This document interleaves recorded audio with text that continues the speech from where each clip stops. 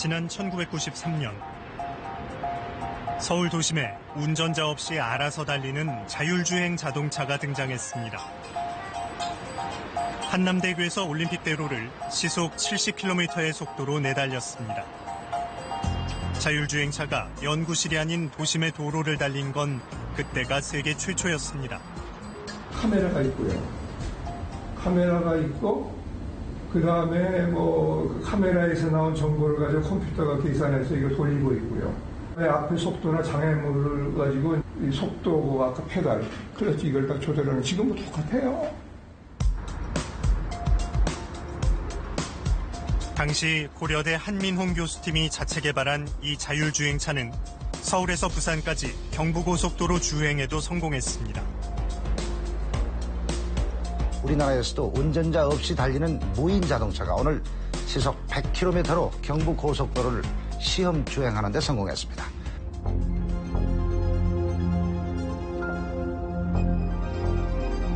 하지만 우리 정부나 기업들은 큰 관심이 없었습니다. 나중에 외국에서 개발된 기술을 사다 쓰면 되는데 왜 어렵게 개발하느냐는 게 당시 자동차 업계의 반응이었다고 합니다. 결국 연구 자금을 구하지 못해 세계 최초의 자율주행 기술은 더 이상 빛을 보지 못했습니다.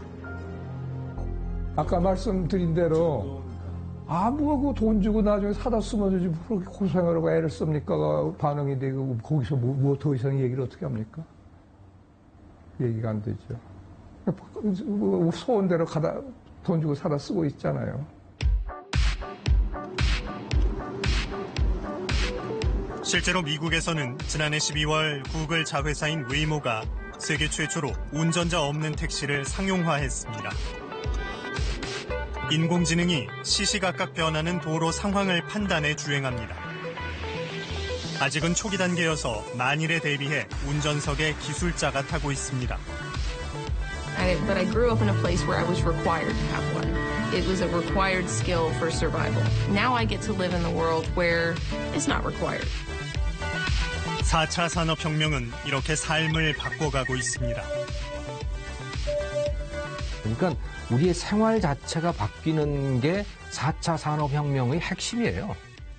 생산 현장이 바뀌는 것이 아니고 우리의 생활이 바뀌는 겁니다. 생활이 바뀌면서 산업이 따라서 바뀌는 것이 4차 산업혁명인데 우리는 그것을 받아들이지 못해요. 우리 힘으로 바꾸든 어쩔 수 없이 바뀌든 변화는 이미 시작됐습니다.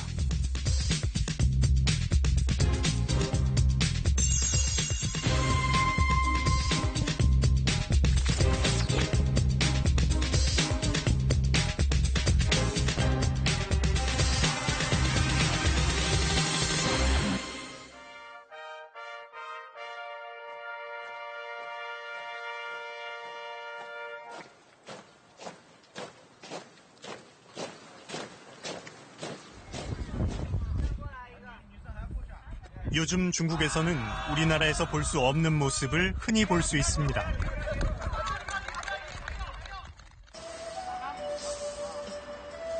한 해 120만 명이 찾는 이 공원도 그중 하나입니다. 공원 안에는 자율주행 셔틀버스가 30분 간격으로 운행합니다.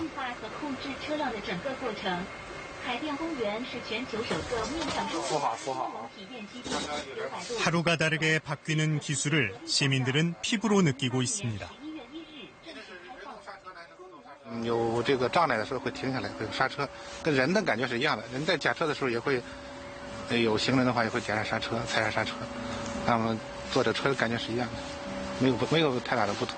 自己的发展得看它将来发展怎么样，这是现在一个新的东西嘛，大家都愿意去体验它。 我跟你说，我不是吹牛，你怎么着也得穿个7、8年。 이 공원에서 가장 인기 있는 곳은 스마트 트랙이라고 불리는 900m 길이의 보행로입니다. 시작과 중간, 도착 지점에 얼굴을 인식할 수 있는 장비가 설치되어 있습니다. 시민들이 운동을 하기 전에 한 번 얼굴을 등록하면 개인별로 누적된 운동 기록이 남게 됩니다. 나중에 얼마만큼 운동했는지 누적 운동량은 물론 속도, 순위까지 확인할 수 있습니다. 像我们这个智能跑道，它是比较受来咱们公园来访的人的欢迎的。然后，因为大家呢可以查询到他自己的一个成绩，包括我们这个步道会有一个排行。像平时大家在这个智能步道在运动的时候，然后通过刷脸，就是不需要他携带其他的一些电子设备，就可以完成一个运动数据的统计。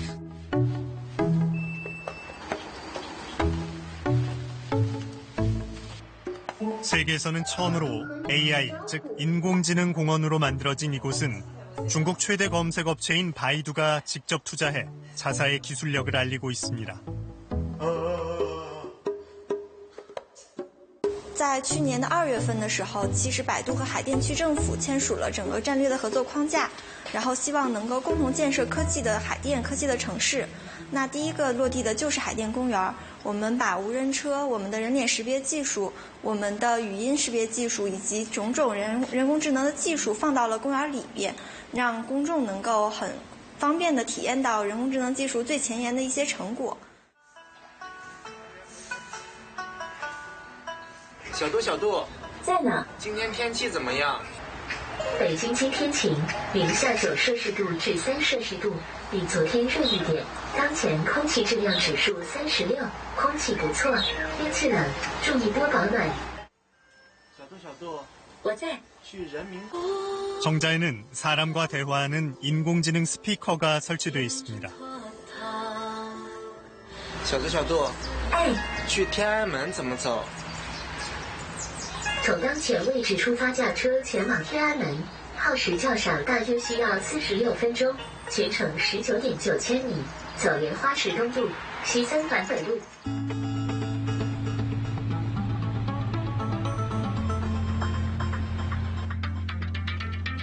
4차 산업혁명의 핵심 기술인 인공지능 분야에서 중국 정부는 인공지능 굴기라는 얘기가 나올 정도로 지원을 아끼지 않고 있습니다.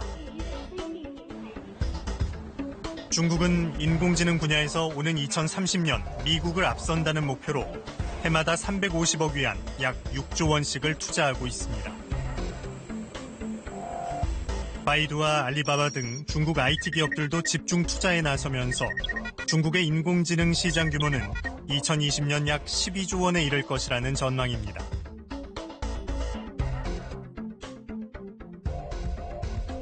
那中国就得要寻找从出口导向，投资拉动的这经济，向内需拉动创新驱动型经济迈进。结果，数字技术支持下的互联网经济，自然而然的就使得人工智能变成了中国经济全面发展与全国治理的一个什么呢？主导方向。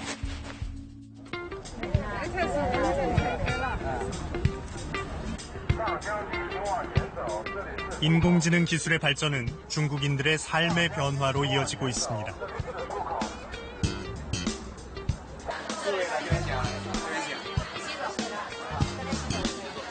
중국식 샤브샤브 요리인 허궈를 파는 음식점입니다.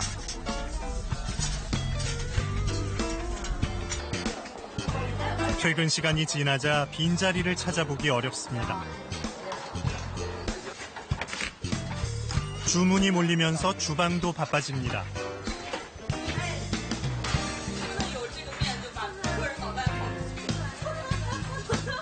국수 요리를 주문한 이 테이블에서는 즉석 수타쇼 공연이 펼쳐집니다.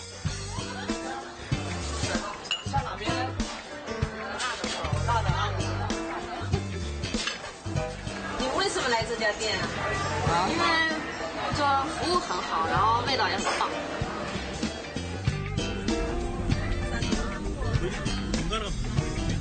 중국 내 400곳 가까운 점포를 가진 이 업체는 최근 새로운 변화를 시도하고 있습니다.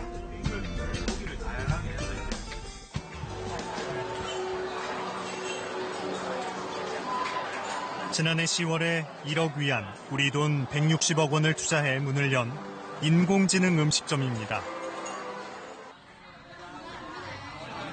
대기실은 새로운 형태의 음식점을 경험하려는 손님들로 북적입니다.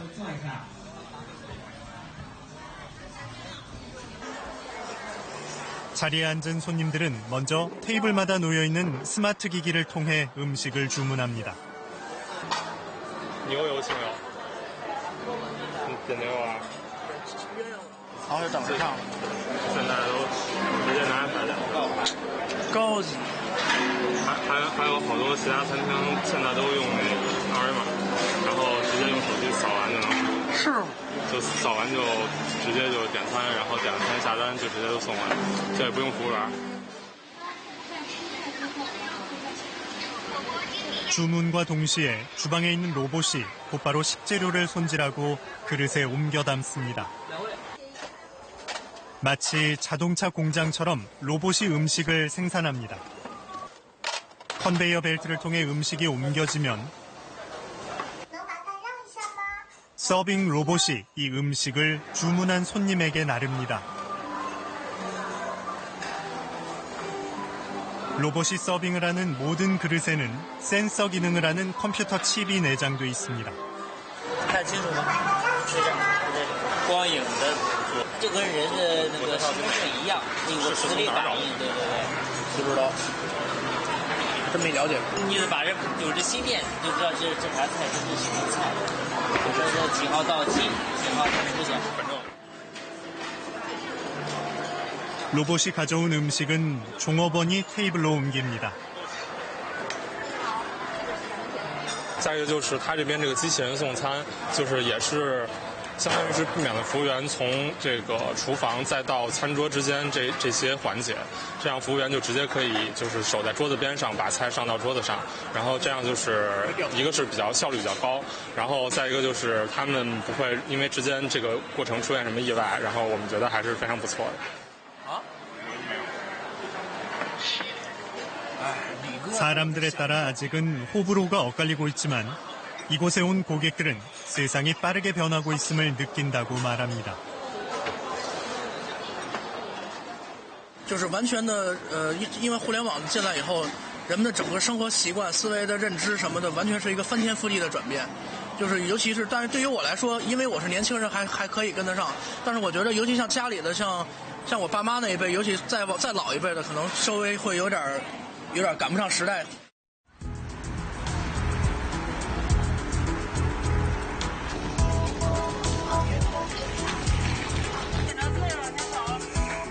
베이징역 개찰구에는 최근 얼굴 인식 기계가 설치됐습니다.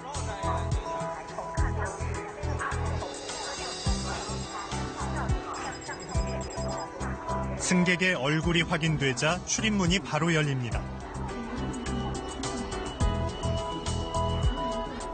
그동안 영무원들이 직접 이용객의 신분증과 기차표를 하나하나 대조했지만 그런 과정이 사라졌습니다. 중국에선 이제 얼굴 자체가 신분증을 대신하고 있습니다.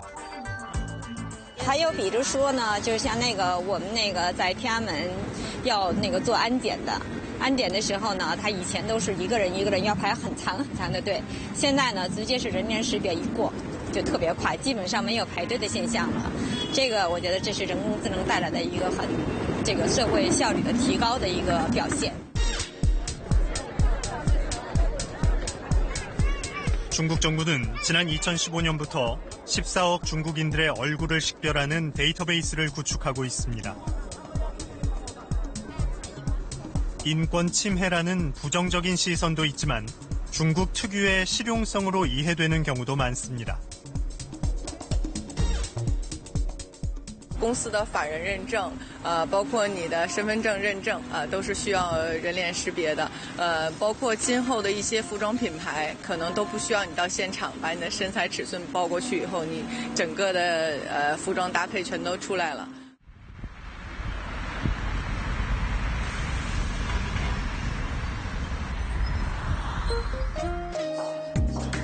이 사무실은 신분증 대신 얼굴 확인을 통해서만 들어갈 수 있습니다. 출입자 개개인의 인적 사항을 인공지능 카메라가 인식해 대형 화면에 표시합니다. 방문자의 경우 신체적 특징은 물론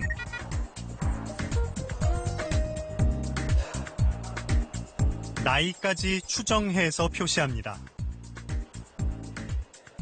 也可以叫做人体姿态检测技术，对，这是。然后包括这一块，我们会看到有一个技术叫视频节优化技术。然后这个包括我们现在我们的主持人和我们的记者都会在这个画面里，也就是头像库，我们会把这个抓拍下来的照片跟他们后台数据库里面照片进行比对。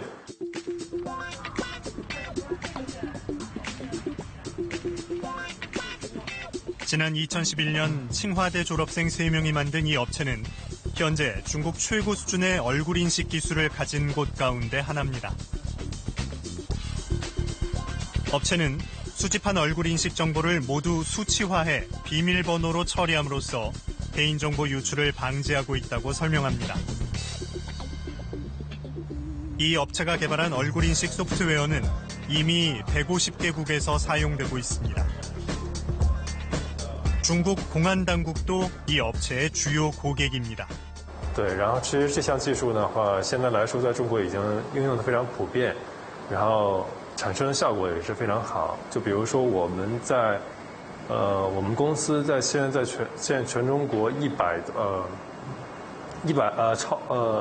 超过31个省市，然后大概有250个城市已经有在用我们这套系统，然后我们现在帮助公安抓获了一些破获案件啊，抓获逃犯也超过1万多起，对。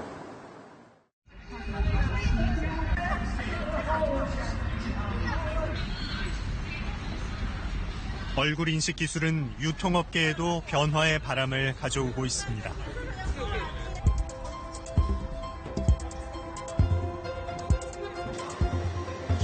여느 편의점과 다름없어 보이지만 이곳엔 30대 가까운 CCTV가 곳곳에 설치되어 있습니다.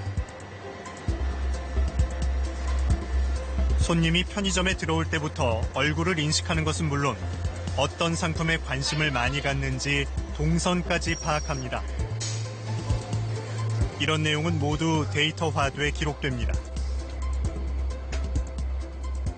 比如说这个顾客，他实际上到店里来，他今天到店是8点半，然后他总共到我店里是5次，然后这里有他的大概每次大概一个行动轨迹，他大概就是说整个一直就是从进来之后，一直都是说，就是到了柜台买了柜台区的东西之后他就走了。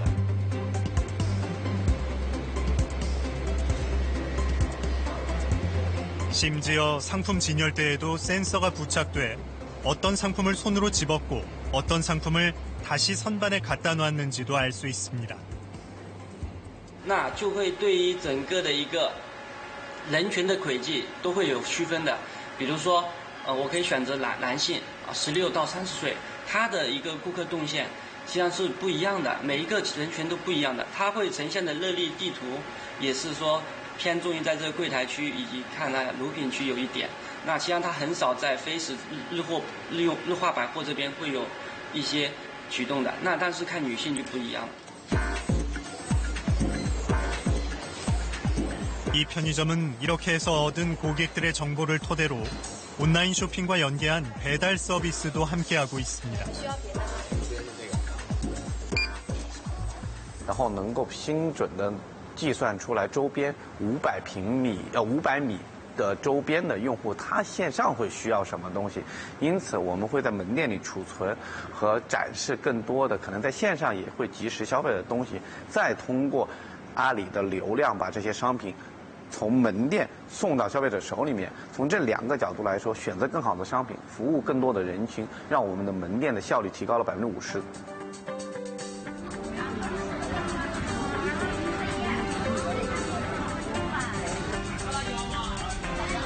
베이징에서 가장 붐빈다는 왕푸진 거리. 꼬치와 만두 등을 파는 거리의 노점상들이 손님들의 발길을 유혹합니다. 그런데 모든 노점상들엔 커다랗게 인쇄된 QR코드가 붙여져 있습니다.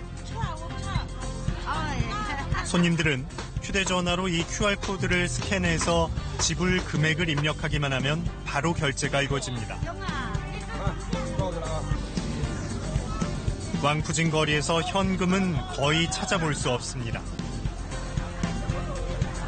중국에서는 이 같은 QR코드 결제가 이미 생활의 일부분이 됐습니다.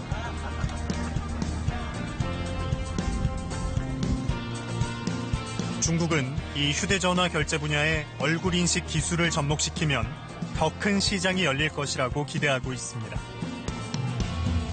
매장에서 물건을 사고 고객 얼굴을 인식하면 바로 결제가 되도록 한다는 겁니다. 中国现在你想像互联网支付几乎变成全民性质的，所以这方面的需求就是如果你在价值支付方面，如果人脸价值支付方面你要想把它拓展一个高度的话，对人脸识别的需求和对人脸识别那个难度比那个门禁和传统的一日管理方面那种需求和那种难度要大得多。这是中国人脸识别爆发的一个秘密所在。 실제로 중국의 얼굴 인식 기술은 세계 최고 수준입니다.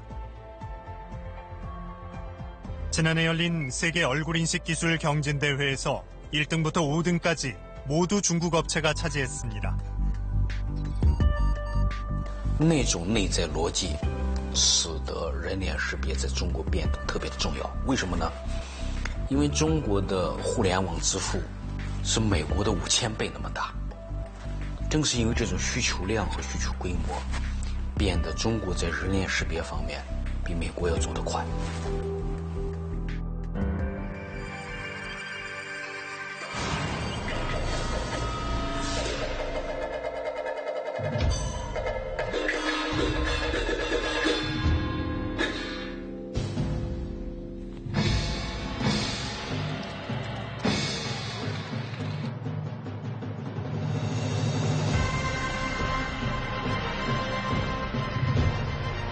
중국 사회 곳곳에서는 4차 산업혁명으로 인한 삶의 변화를 찾아볼 수 있습니다.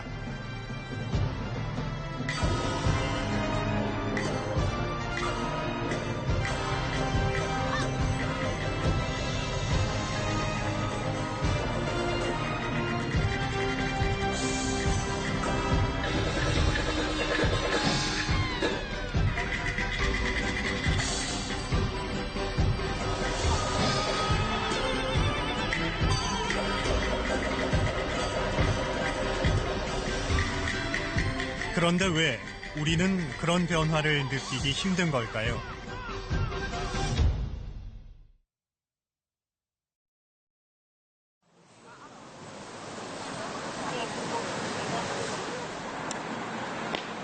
늦은 밤 시간, 서울 도심에서는 택시 잡기 전쟁이 벌어집니다. 심야 시간 택시를 잡으려는 사람이 가장 많을 때가 밤 11시부터 다음날 새벽 1시까지입니다. 그런데 이때 운행하는 택시의 수를 볼까요? 저녁 9시부터 급격히 줄어들더니 다음날 새벽 4시 최저를 기록합니다. 수요와 공급이 벌어지는 이런 교통 사각지대를 해결하겠다며 정부가 스마트폰으로 콜택시처럼 불러 탈 수 있는 이른바 심야 콜버스를 허용하기로 했는데요.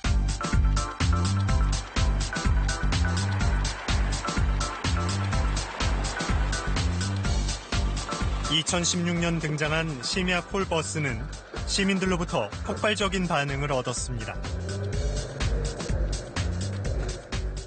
승객들이 가장 열광했던 거는 저희는 승차 거부가 없었습니다. 그래서 앱으로 그냥 부르면 출발지 도착지 입력하면 어디에서 타라라고 가장 가까운 정류장을 안내를 해주고요. 그럼 거기 가면은 그냥 버스가 바로 와요.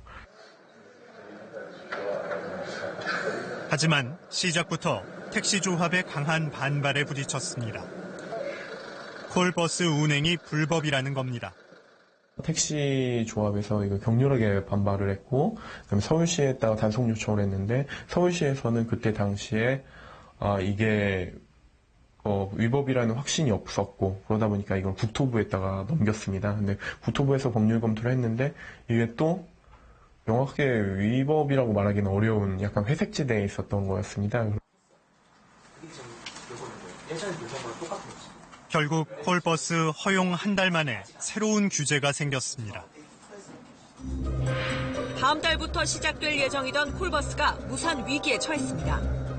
국토부는 콜버스 사업자를 기존의 버스와 택시 업체로 한정했고 서울시는 콜버스 운행 시간과 장소까지 규제하기로 했습니다. 결국 이런 규제 속에서 심야 콜버스는 흐지부지 사라졌고 3년이 지난 지금도 시민들이 밤마다 택시를 잡기 힘든 상황은 바뀌지 않았습니다.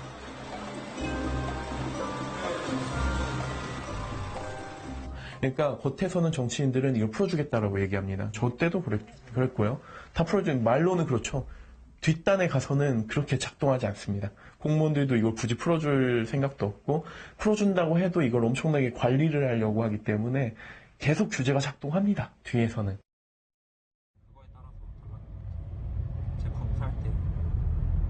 빨리 충전되려면 신천동 가시는 김윤희님 맞으신가요? 최근 서울에 등장한 타다는 그런 규제의 틈바구니에서 차량 공유 시장에 새롭게 도전하고 있습니다.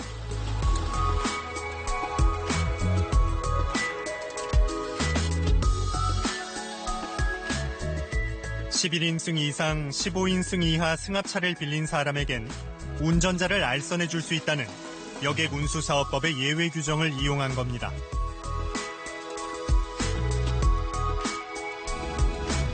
결국 타다 업체는 승객에게 승합차를 빌려주고 운전자를 연결해주는 형태로 영업하고 있는 겁니다.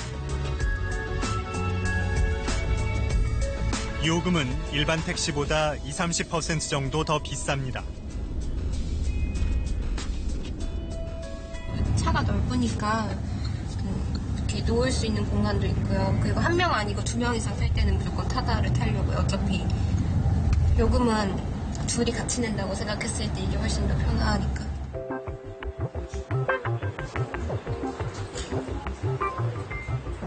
지난해 10월 영업 개시 이후 400대의 차량과 5천여 명의 운전자를 확보한 상태입니다. 4개월 동안 누적 이용자 33만 명, 재탑승률은 90%에 달한다고 합니다. 저는 평균적으로 8건에서 10건 정도 하고 있습니다, 오전에. 반응은 너무 만족했습니다. 이번 이제 택시 타시다가 타다를 타셔서 좀 놀라시는 분이 너무 많으세요. 이런 서비스가 대한민국에 있느냐 이러시면서 정말 좋아들 하십니다. 아까 말씀하신 그 탄력 요금제가 적용이 됐을 때는 아마 수요가 몰리는 시간대에 약간 더 비용이 올라가. 업체는 우리나라에도 차량 공유 서비스에 대한 소비자 수요가 있는 상황에서 시장을 계속 규제하는 건 한계가 있을 수밖에 없다고 말합니다. 잘 아시다시피 이제 사실 그 자율주행 시대가 머지않아 올 거라고 많이 예측을 하고 있거든요. 결국에는 이렇게 그 가만히 있다가는 진짜 혁신 당한다라는 표현을 쓰기도 하는데 정말 혁신을 당해버릴 수도 있거든요.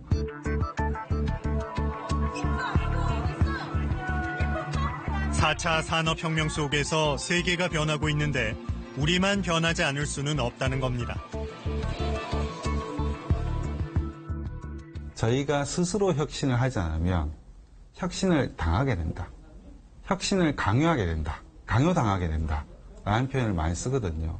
무슨 말씀이냐면 저희 경제사회는 글로벌 경제사회에 연결이 되어 있습니다. 저희만 독자적으로 살 수 없거든요. 자, 1998년에 IMF를 어떻게 봐야 되느냐. 저희 경제 체질이 안 바뀌니까 IMF가 한국 경제를 변화라고 강요를 한 거라고 저는 생각하거든요. 그렇다면 저희가 능동적으로 변화를 하고 앞서서 변화하지 못한다면 언젠가 다른 글로벌 사회가 저희한테 변화 혁신을 강요할 수 있다는 거죠. 그리고 느린 변화는 굉장히 고통스러울 겁니다.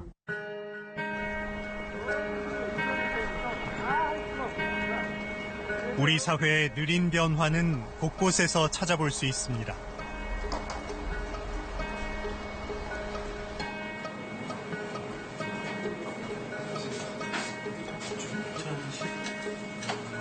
인공지능을 이용해 의료 진단용 소프트웨어를 개발하는 업체입니다. 이 업체가 개발한 뼈나이 진단 소프트웨어는 지난해 5월 국내 최초로 인공지능 기반의 의료기기로 허가를 받았습니다. 요거 이제 그 뼈마다 우리 이제 보통 성장판이 닫혔네 열렸네 이런 얘기 하잖아요. 그거 여기에요. 얘가 지금 얘랑 떨어져 있잖아요. 요거면 쉽게 그냥 성장판이 떨어져 있기 때문에 아직 큰다라고 하는 거고. 엑스레이 촬영 영상을 인공지능이 분석해 의사가 환자의 뼈 나이를 알 수 있게 돕는 역할을 합니다. 인공지능은 과거에 축적된 방대한 진료 기록을 학습해서 빠르게 영상을 분석합니다. 임상 실험 결과 뼈 나이를 판독하는 속도는 40% 빨라지고 정확도는 10% 정도 향상됐다고 업체는 얘기합니다. 그러니까 하루에 한 20-30명을 봐야 되는데 이 건건이 하나를 보고 이제 책이랑 비교해 보면서 이제 찾는 거죠. 그럼 시간도 많이 걸리고 귀찮죠, 이게. 그래서 그런 부분을 저희가 이제 AI로 학습을 시켜서 얘를 몇 살인지를 자동으로 판독해 주게 만든 겁니다.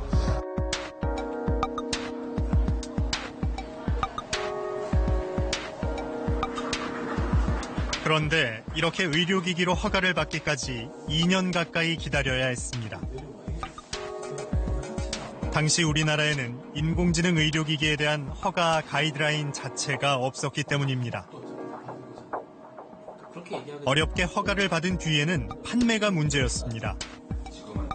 의료보험 수가와 비급여, 어느 쪽에도 해당이 되지 않아서 병원들이 구매를 주저하고 있고 결국 해외 시장으로 판로를 돌리고 있습니다. 뭐 정부에서도 사실은 신의료기술이라든가 의료혁신기술에 대해서 지원을 한다고 말을 하지만 그게 저희 같은 업체들은 실은 피부에 닿는 게 하나도 없습니다. 탁상공론상으로 그냥 형식적인 얘기만 하지 말고 실제로 되게 작은 부분이거든요. 병원에서 이 기술이 굉장히 좋고 구매를 하고 싶은데 본인들의 어떤 지침이나 가이드상 이걸 구매할 수 있는 명분이 별로 없습니다. 왼쪽 눈부터 찍겠습니다. 이 업체는 백내장과 녹내장 등 안과 질환을 1초 안에 진단할 수 있는 인공지능 소프트웨어도 개발했지만 정부 허가와 시장 개척까지 또 많은 시간이 걸릴 전망입니다. 저도 치료를 받고 있는 중이거든요. 우리나라가 처한 상황을 생각해 보자고요. 우리나라 처한 상황이 뭐죠? 고연령 국가죠. 네, 결국 나이 많으신 분들이 많아지는 상황이 되고 있잖아요. 그러면 필요한 게 뭡니까? 그분들을 위한 산업이 발전할 수밖에 없습니다. 그렇기 때문에 사실은 매우 혁신적인 기술이나 서비스를 빠르게 적용하고 빠르게 실험해 볼 수 있는 좋은 테스트 마켓이죠. 그렇지만 이 테스트 마켓을 어떻게 보면 좀 직관적으로 좀 안 좋게 얘기하면 규제가 막고 있는 거죠. 네, 이런 게 안타까운 거죠.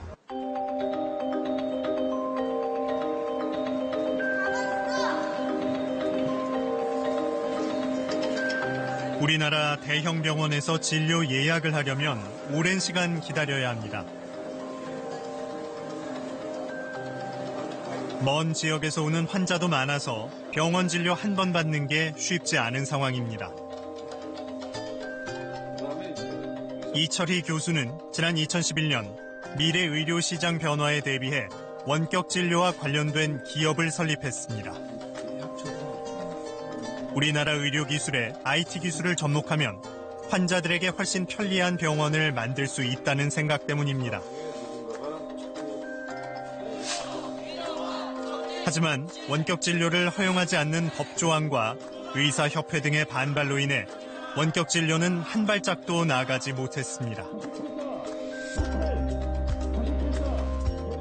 이미 준비를 많이 하고 있는 대형 병원 위주로 환자가 몰릴 수밖에 없고 그러면 오히려 그 국민들이 접근하기 쉬운 1차 의료기관이 상대적으로 고사하는 일이 벌어질 수 있을 것 같습니다. 그게 왜 그랬냐? 이익 집단 간의 충돌이에요. 이익 집단. 의사협회가 반대하죠. 의사협회가 반대해요. 의사협회 왜 반대하느냐? 막연한 불안이에요. 이게 원격 진료가 되게 되면 환자들이 자기 집 옆에 있는 개인 병원에 안 오고 전부 서울대학이나 연세대나 이런 데랑 진료하지 않을까. 이런 거죠.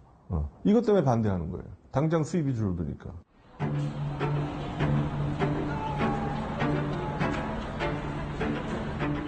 최근 급성장하는 미국과 일본, 중국 등의 원격 진료 시장을 보면 이런 우리나라의 현실이 더 안타깝게 느껴진다고 합니다.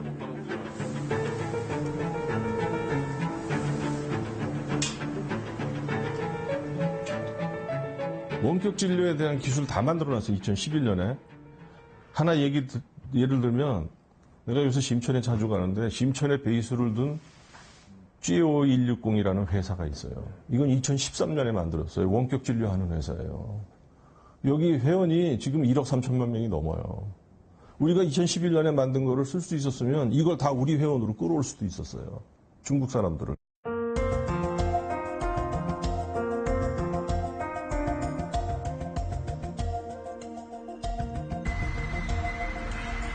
원격 진료를 도입한 중국의 의료 시장은 우리와는 어떻게 다를까요?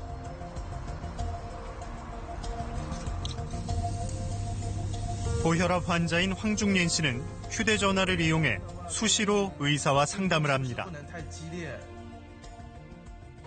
王医师啊，你好。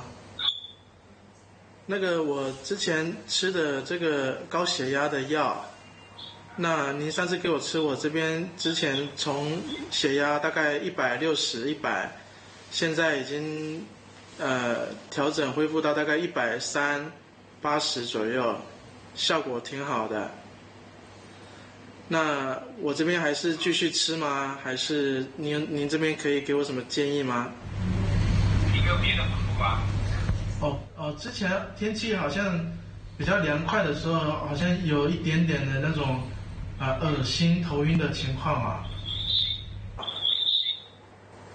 那这样的话，其实你现在这个血压控制的还不错。其实的话，你这个药的话，就还是要按照以前的那样规律的吃。 의사와 영상통화는 30분에 10위안, 우리 돈 1,700원을 결제합니다. 누구에게 언제 진료를 받을지는 환자가 직접 선택해 정합니다. 像我如果要去医院，在我们中国大陆看病的话，通常都是要一整天的时间，我们才可以看完一场病。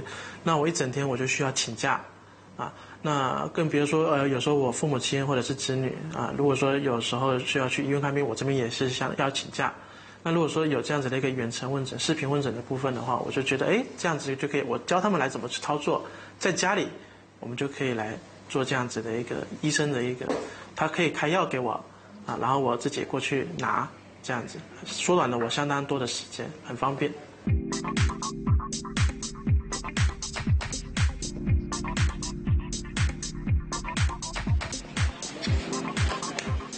중국 대륙 전역에 원격 진료 서비스를 하는 이 업체는 환자와 병원 그리고 의료진을 연결한 플랫폼을 가진 이른바 인터넷 병원입니다. 이곳과 계약을 맺은 병원은 중국 전역에 4천여 곳에 달하고 50만 명 가까운 의사가 확보돼 있습니다. 하루 평균 진료 예약 20만 건, 처방전 수도 2만 건이 넘습니다.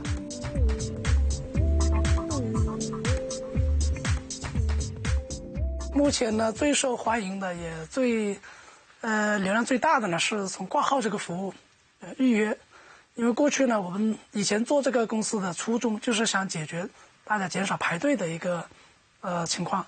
以前很多人半夜就开始排队，排在医院门口啊，然后去挂号，挂到号以后，在医院里面的反复的那个交钱啦，到处跑，在各个科室之间的流动非常的不方便。 那么现在呢，用这种手机的方式都能够解决掉。 2013년 문을 연 후 불과 5, 6년 만에 이 회사는 기업 가치 1조 원인 유니콘 기업을 바라보고 있습니다.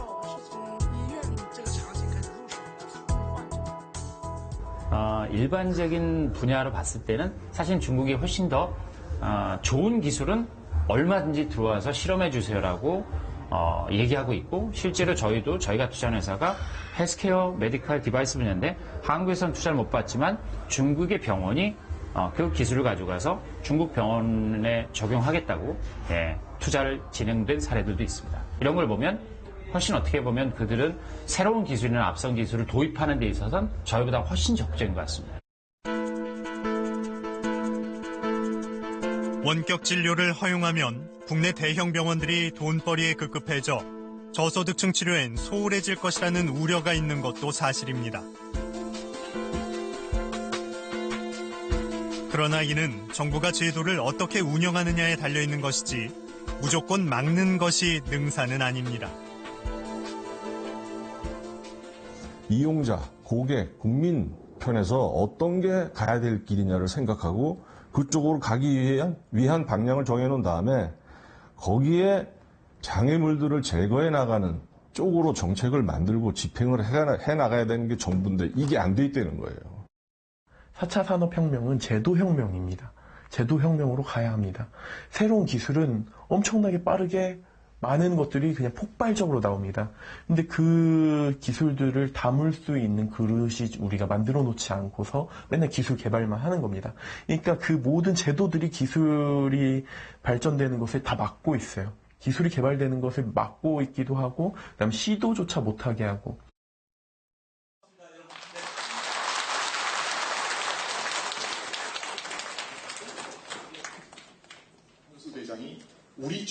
제도 변화가 뒷받침되지 않고 기술에만 매달려서는 혁신을 이룰 수 없다는 사실을 중국은 이미 19세기에 경험한 바 있습니다.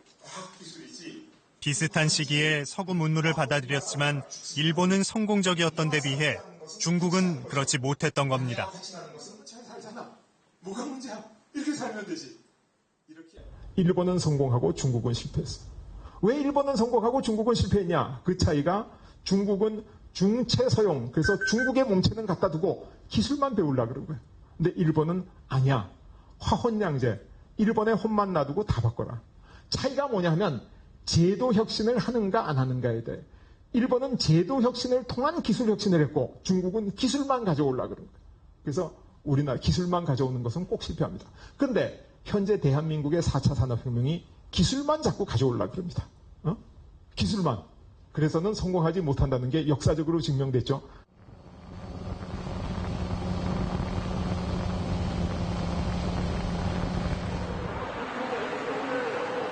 서울대 연구팀이 개발한 자율주행차 스누버입니다. 지난해 국내 최초로 여의도에서 도심 자율주행에 성공했습니다. 복잡한 도심에서 운전대를 잡지 않아도 자동차가 상황에 맞게 차선을 바꿉니다.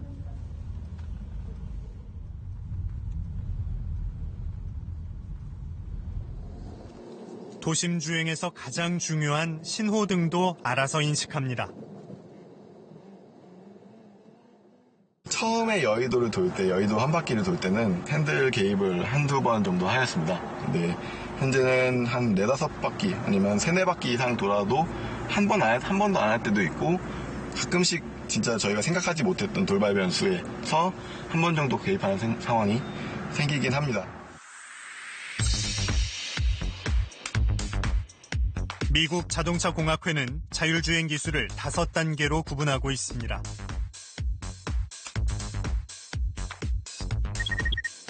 (1단계는) 크루즈 주행으로 운전자가 운전대를 조정해야 합니다.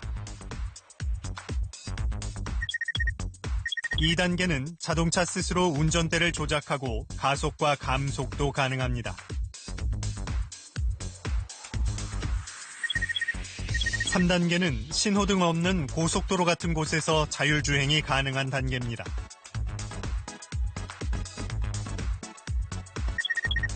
4단계는 특정 지역에서 운전자 필요 없이 알아서 주행할 수 있습니다.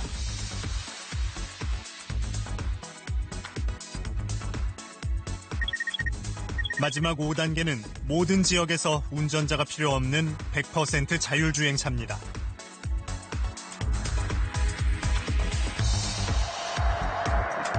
(1993년) 고려대 한민홍 교수팀이 세계 최초로 도로 주행을 한 게 3단계에 해당합니다. 구글 웨이모 택시와 서울대 연구팀 스누버는 4단계까지 와 있습니다. 서울대 스누버와 구글 웨이모는 같은 4단계이긴 하지만 실제로 도로 주행을 통해 데이터를 쌓고 성능을 개선할 수 있는 환경은 많이 달랐습니다. 2015년도에 저희 캠퍼스 내에서 간단하게나마 그런 자율주행 콜택시 서비스를 저희가 시범적으로 운행을 했었거든요. 근데 그 이후로 저희 연구는 상용화로까지 발전되지 못했고, 또 연구가 그렇게 대규모 투자가 필요한 연구인데 그 투자를 사실 저희가 하지를 못해서, 근데 이제 웨이모는 같은 개념으로 시작하긴 했지만 그 사이에 많은 투자를 해서 지금 현재 그 미국 내에서 돌리고 있는 차만 하더라도 수백 대가 됩니다.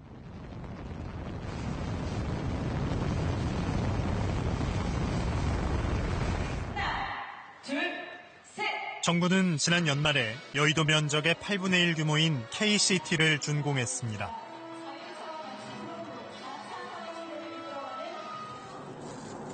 고속도로와 도심, 시가지 모습까지 갖춰놓고 세계 최초로 5G 통신망까지 갖췄습니다. 자율주행차 시대를 앞두고 뒤늦게나마 낡은 규제를 정비하겠다고 나선 겁니다. 레벨 3 수준의 자율주행차가 상용화되기 위한 그 제도적 기반, 그러니까 기존의 규제가 좀 장애가 되는 부분을 규제를 좀 적용받지 않도록 하는 그런 규정 하나 하고, 그 다음에 레벨 4, 5 완전 자율주행차를 개발하기 위한 그런 여건을 조성해주기 위해서 그 시범지구를 이제 지정할 수 있는 제도를 두고 있습니다. 그 속에 이제 시범지구가 되면 기존의 그 레벨 4, 5가 그 다닐 수 없는 그런 여러 가지 규제들을 그 속에서는 다 풀어주려고 그렇게 좀 계획하고 있습니다.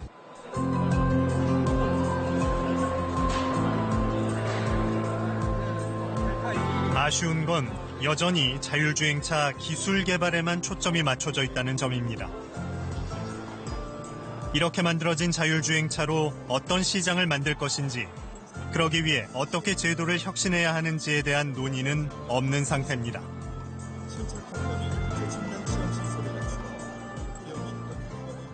승객을 수송하는 그런 서비스라든지 물건을 배달하는 어떤 택배 서비스라든지 이런 식의 실질적인 응용 사례들이 나오기 위해서 지금 저희가 갖고 있는 법 제도 또 규제들이 서로 상충되는 부분이 없는지, 또 걸림돌이 되는 부분이 없는지, 이런 부분들에 대한 검토가 선행이 돼야 그런 서비스 응용 분야를 저희가 시작할 수 있는 것이고요.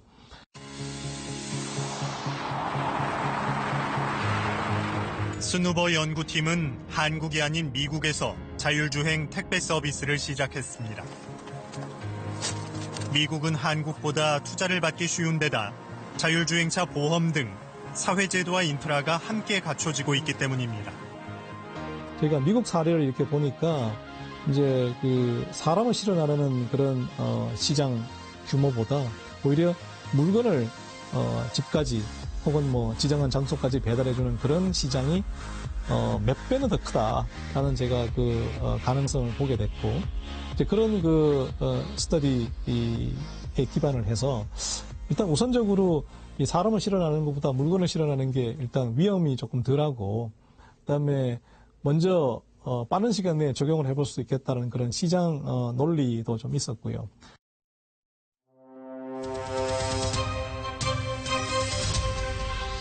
(4차) 산업혁명의 변화는 빠르게 다가오고 있습니다. 그 변화는 기술에서 시작돼 사회제도 전체로 확산되는 전혀 새로운 혁신입니다. 단기적 측면으로 제일 중요한 키워드는 인공지능의 도래, 인공지능이 경제사회 전반적으로 영향을 미치는 시대가 도래하고 있다. 그래서 단기적으로 보면 4차 산업혁명을 인공지능이라고 표현해도 과언이 아닌 것 같습니다. 중장기적으로는, 보다 본질적으로는 과학기술 전반적인 발전 속도가 상당히 빨라졌다는 게 4차 산업혁명의 본질인 것 같습니다. 그럼 과학기술이 이렇게 빨리 발전하면 결국에는 경제사회 전반적으로 변화가 요구되는 거죠.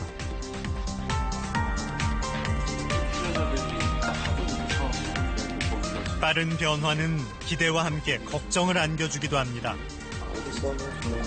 하지만 낯선 것을 두려워하고 자꾸 막으려고 하다 보면 결국 변화를 위한 힘마저 잃어버릴 수 있습니다. 예전에 이런 실험이 있었잖아요. 어떤 컵에다가 벼룩 한 마리를 놓고 그 위를 어떤 종이 같은 걸로 이렇게 막아놓으면 벼룩이 계속 뛰다가 벼룩은 원래 그 컵보다 8배, 9배를 더 뛸 수 있는 애인데 그거 계속 부딪히니까 결국은 더 이상 시도하지 않고 그 위로 뛰지를 않잖아요.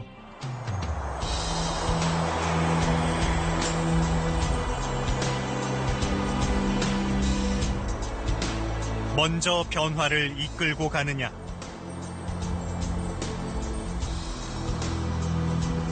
아니면 어쩔 수 없이 그 변화에 끌려가느냐. 우리 사회는 지금 갈림길에 서 있습니다.